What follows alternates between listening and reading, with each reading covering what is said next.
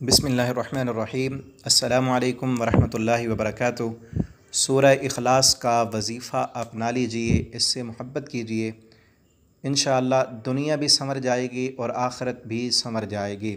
सूरह इखलास कुरान करीम की वो मुख्तसर तरीन और अहम तरीन सूरत है कि ये एक तिहाई कुरानी मज़ामीन का अहाता किए हुए है और तौहीद का मुहकम अंदाज़ में इस बात करती है।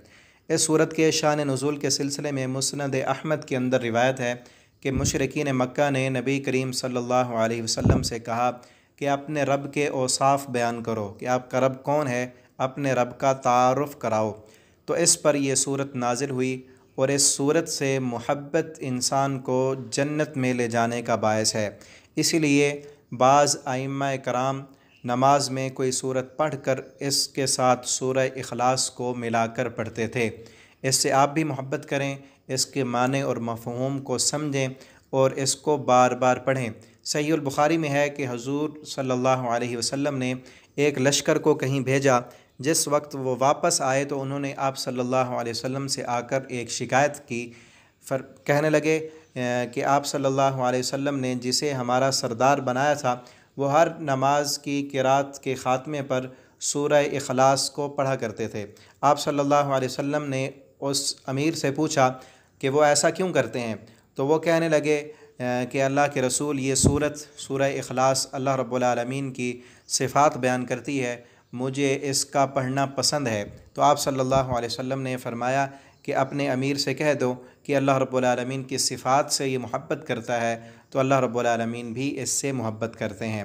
और इसी तरह का ही एक और वाक़या है कि एक अंसारी सहाबी मस्जिद क़ुबा के इमाम थे। उनकी आदत थी कि जब सूरह फ़ातिहा को ख़त्म कर लेते उसके बाद सूरह इखलास पढ़ते थे। फिर उसके बाद कोई सूरत पढ़नी होती या जहाँ से कुरान करीम की तिलावत करनी होती वो करते। एक दिन उनके मुक़्तदियों ने इस सूरत को पूछा कि आप ये सूरत क्यों पढ़ते हैं, और आप सल्लल्लाहु अलैहि वसल्लम तक इनकी भी ये बात पहुँचाई कि हमारे इमाम हर रोज़ सूरह फ़ातिहा पढ़ने के बाद सूरह इखलास ज़रूर पढ़ते हैं। आप सल्लल्लाहु अलैहि वसल्लम ने उनसे पूछा तो आपको वो कहने लगे कि अल्लाह के रसूल, मुझे इस सूरत से बड़ी मोहब्बत है। आप सल्लल्लाहु अलैहि वसल्लम ने फ़रमाया, तू अगर इस सूरत से मोहब्बत करता है और इसकी इतनी कसरत के साथ तिलावत करता है तो इस सूरत की मोहब्बत ने तुझे जन्नत में पहुंचा दिया है, तू जन्नती है। तो इस सूरत के साथ मोहब्बत कीजिए, इसकी तिलावत कीजिए, बार बार इसको पढ़िए। और आप सल्लल्लाहु अलैहि वसल्लम ने फ़रमाया कि यह सूरत तिहाई कुरान की तिलावत के बराबर है।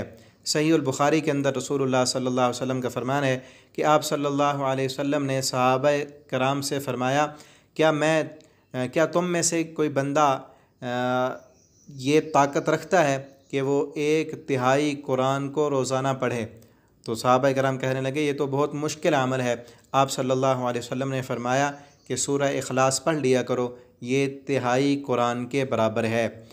तो हमें चाहिए कि हम इस सूरत से मोहब्बत करें, इसको पढ़ें। बाज़ लोग कहते हैं कि हमने हिफ्ज़ नहीं किया, हम ज़्यादा लंबी नमाज नहीं पढ़ सकते, लंबा क़याम हम नहीं कर सकते। हम तहज्जुद पढ़ना चाहते हैं, लंबे क़याम करना चाहते हैं, लेकिन ज़्यादा हम कुरान हमें याद नहीं है तो लंबा क़याम नहीं कर सकते।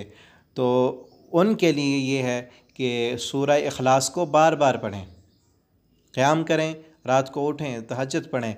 सूरह फ़ातिहा पढ़ने के बाद एक बार नहीं, 10 बार, 20 बार, 100 बार सूरह फ़ातिहा को पढ़ें, सूरह इखलास को पढ़ें। इस सूरत के साथ मोहब्बत करें, बार बार पढ़ें, इसके माने और मफ़हूम को समझें तो अल्लाह रब्बुल आलमीन हमें दुनिया और आखिरत की सारी भलाइयाँ अता करेंगे।